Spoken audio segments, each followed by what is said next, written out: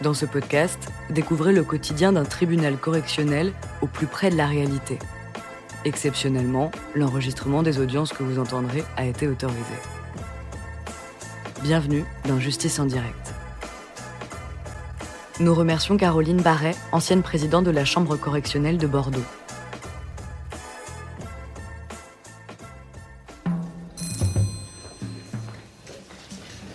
L'audience est ouverte, vous pouvez vous asseoir. Donc, j'ai le dossier numéro 8, je vous prie. Je vous remercie. Bonjour messieurs, vous parlez un peu français ou pas du tout?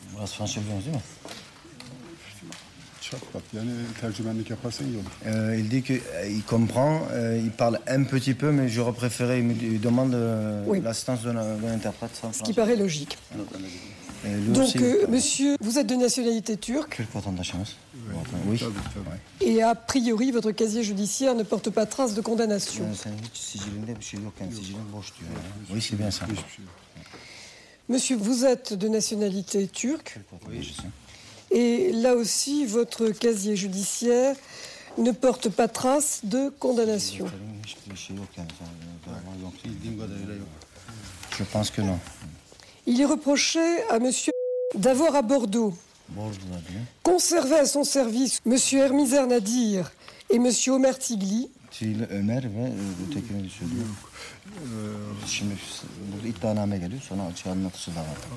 Étrangers non munis d'un titre les autorisant à exercer une activité salariée en France. Il lui est également reproché d'avoir, courant juin 2007 et le 21 juin 2007,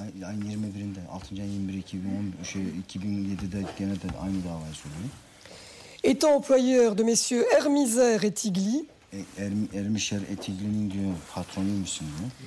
omis intentionnellement de procéder à la déclaration nominative préalable à leur embauche. Et pour ce qui concerne monsieur, vous êtes poursuivi exactement pour les mêmes faits.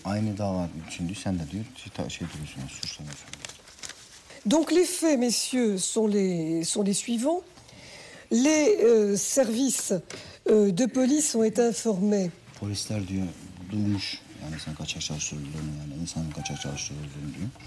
par une personne qui désirait garder l'anonymat pour des raisons de sécurité.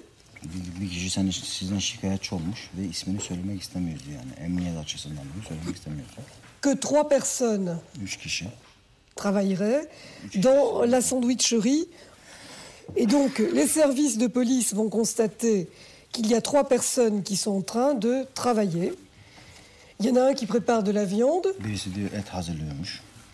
Les autres nettoient les meubles et les accessoires de comptoir.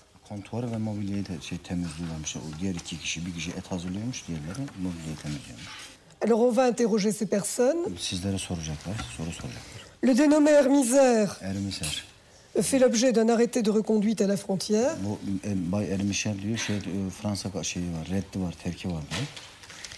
Et il va déclarer que concernant son travail à la sandwicherie, il y travaille depuis 3 mois.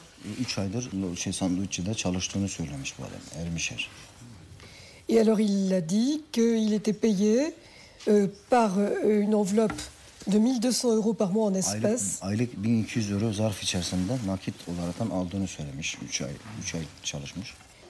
Concernant M. Tigli, il va déclarer, pour ce qui le concerne, qu'il fréquente la sandwicherie depuis 1 mois.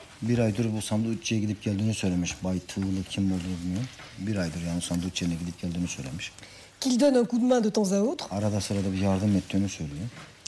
Et qu'en contrepartie, on lui donne à manger.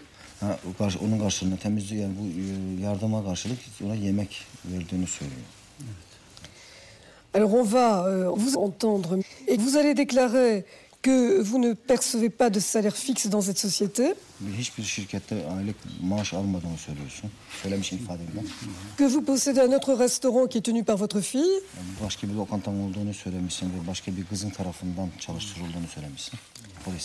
et que vous ne savez pas comment ça fonctionne avec vos employés, que c'est votre fille qui s'en occupe.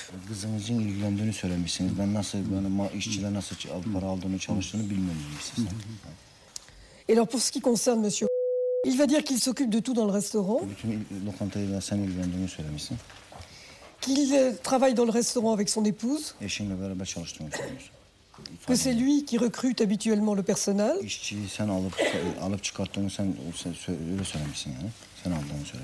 et que si son beau-père a déclaré qu'il y avait 3 employés, c'est parce que sa belle-sœur vient les aider de temps à autre. Yani baldızın gelip arada sırada 3 tane işçin var. Söylemişsin 3 tane işçimiz var diye. Baldızın da geldiği için 3 tane işçimiz var diye söylemişsin. Et par contre, il conteste totalement le fait que Hermizer ait travaillé dans ce restaurant. Et de même, pour Tigli, il est un peu étonné de ce que celui-ci a déclaré.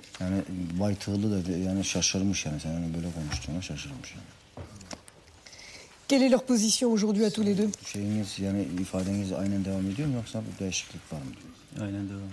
Leur position, c'est ce qu'ils ont dit aux policiers, donc ils ne veulent pas rajouter autre chose. Bon, ça va simplifier au niveau de la traduction. Voilà. Donc messieurs, vous pouvez vous asseoir devant votre avocat, là. Vous restez à côté d'eux, monsieur l'interprète, je vous prie, et vous leur traduisez au fur et à mesure ce qui sera dit. Merci beaucoup. Madame le procureur, vous avez la parole pour vos réquisitions. Je pense que votre tribunal doit les considérer tous deux comme co-auteurs des faits qui leur sont reprochés. Monsieur parce que juridiquement, il est le responsable de l'entreprise. Monsieur parce que dans les faits, c'est lui qui participe au processus de recrutement et c'est donc lui qui a recruté ces 2 personnes trouvées en situation de travail le 21 juin 2007 dans ce restaurant lors d'un contrôle de police. Donc 2 infractions, travail dissimulé par défaut de déclaration préalable à l'embauche d'une part, emploi d'étrangers sans titre de travail d'autre part. On va vous plaider qu'il n'y avait pas de situation de travail, que M.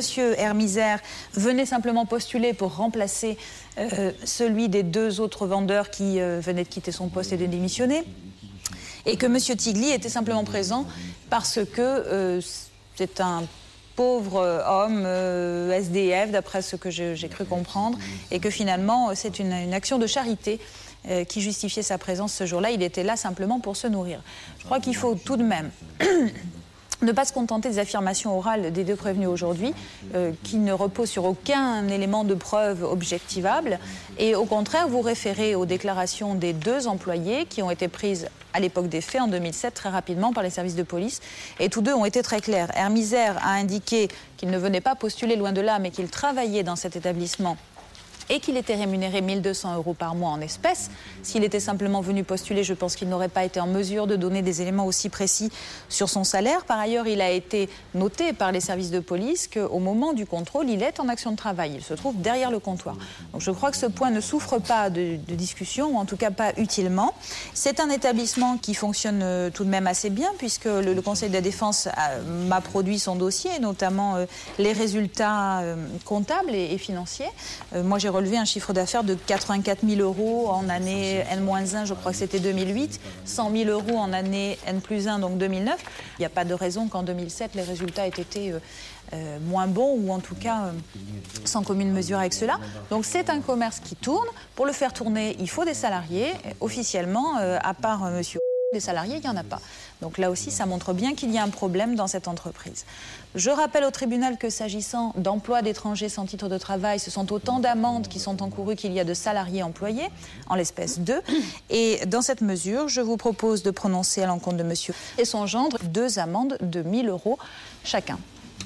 Je vous remercie, Madame le procureur. Maître Rocavard. Oui, merci Madame le Président, Mesdames, Messieurs du tribunal. Nous n'avons pas tout à fait la même lecture, c'est normal. Le parquet et la défense, et également des pièces que je remets à votre audience. Ils vont être dénoncés anonymement, et on indiquera que dans leur entreprise, qui est une entreprise familiale, personnelle, on n'est pas dans le cadre d'une société, il y a 3 personnes qui travaillent. Alors jusque-là, nous ne sommes pas si éloignés de la vérité parce qu'il y a au moins 2 personnes qui travaillent sur le site de façon tout à fait régulière, puisque vous avez monsieur et une jeune femme qui effectivement est salariée à l'époque de la société. Or on dit que la dénonciation anonyme vous parle d'une 3e personne. Alors ils vont être clairs là-dessus. La 3e personne, c'est monsieur Tigli. C'est vrai que monsieur Tigli est quelqu'un qui connaît bien la famille, c'est quelqu'un qui est en situation irrégulière, c'est quelqu'un qui est indigent. Il passe au magasin et contre un sandwich ou de la nourriture, il va donner un coup de main, passer un coup de balai, passer un coup d'éponge. Pour eux, il n'y a absolument pas de lien employeur-employé. Et je crois que c'est important de le comprendre. On est avec des personnes qui, comme vous le voyez, ne parlent pas correctement le français, certes ont un commerce sur le territoire national français, mais ne mesurent pas spécialement les donnants juridiques d'un contrat de travail. Et pour eux, un contrat de travail, c'est quelqu'un qui a des heures fixes dans leur sandwicherie et qui effectivement sera déclaré, aura un bulletin de salaire, comme la jeune femme dont je vous parle qui est sur le registre du personnel.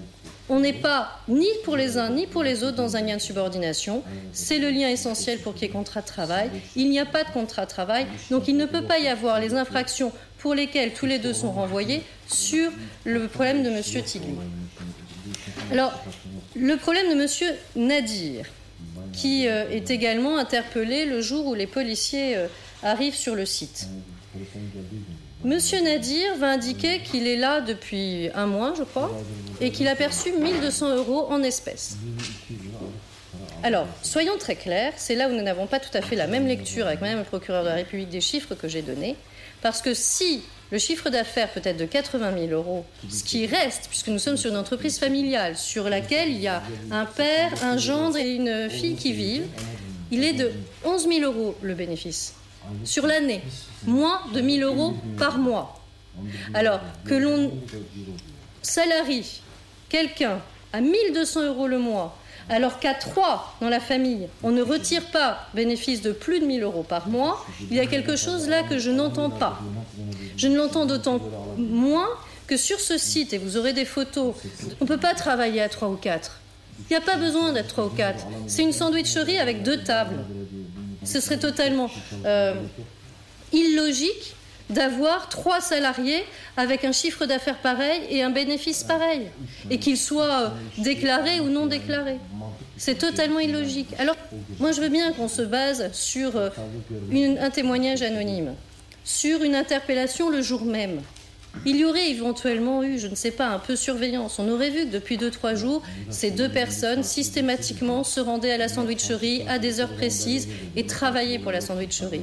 Mais là, on arrive sur place, on a des gens de la même nationalité que ces derniers. Il y en a un qui dit qu'il donne un coup de main pour de la nourriture et l'autre qui est là parce qu'il veut prendre cet emploi qui va très vite être libre. Et vous avez une embauche d'ailleurs, peu de temps après, le 9 juillet, d'une autre personne en remplacement de cette jeune femme qui a démissionné et qui part le 1er juillet. Donc il y a une réelle logique dans ce qu'ils vous disent, et ça, ce sont les pièces du dossier, c'est le registre du personnel qui vous parle et qui parle de façon très précise et très claire.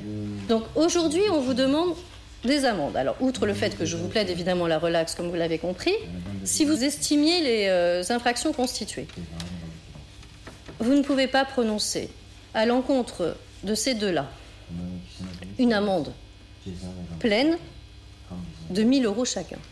1 000 €, c'est plus que ce qu'ils ont par mois pour vivre.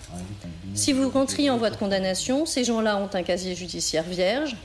Je vous demande d'appliquer une peine avec sursis, d'être extrêmement bienveillante envers ceux-là sur une condamnation pécuniaire quelle qu'elle soit. Je vous remercie, Maître Roquin. Messieurs, levez-vous, je vous prie. Messieurs, vous avez entendu les explications de votre avocat. Est-ce qu'ils ont quelque chose à rajouter?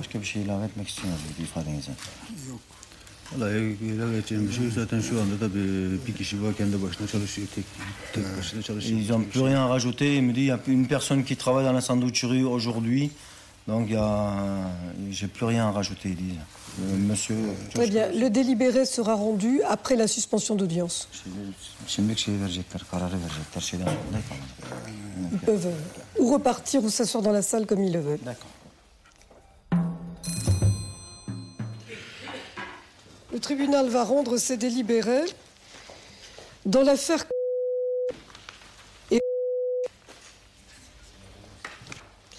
Alors, votre mari et son père sont relaxés concernant Monsieur Tigli. Ils sont déclarés coupables pour Monsieur Hermisère et ils sont chacun condamnés à 1 000 € d'amende avec sursis. Ça veut dire qu'ils n'ont pas, pour l'instant, à payer cette somme s'il n'y a pas de nouveaux problèmes. La constitution de partie civile de l'URSSAF est reçue et il faudra qu'ils paient à l'URSSAF 1 € de préjudice moral et 150 € pour les frais de justice. D'accord ? Voilà, madame. Merci d'être venue prendre le délibéré. Pas d'autres réquisitions, madame le procureur ? Pas d'autres réquisitions, madame la présidente. L'audience est levée.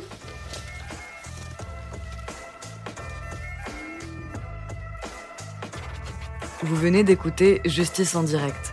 Si vous avez aimé ce podcast, vous pouvez vous abonner sur votre plateforme de podcast préférée et suivre Initial Studio sur les réseaux sociaux. Justice en direct est une coproduction Initial Studio et Morgane Productions. Ce podcast est une adaptation de la série documentaire En direct du tribunal, produit par Morgane Productions, écrit par Samuel Luret et réalisé par Nathalie Kawam. Production exécutive de podcast, Initial Studio. Production éditoriale du podcast, Sarah Koskiewicz. Montage, Camille Legras. Musique, La Grande Table. Illustration, Paul Grelet. Avec la voix de Pauline Josse.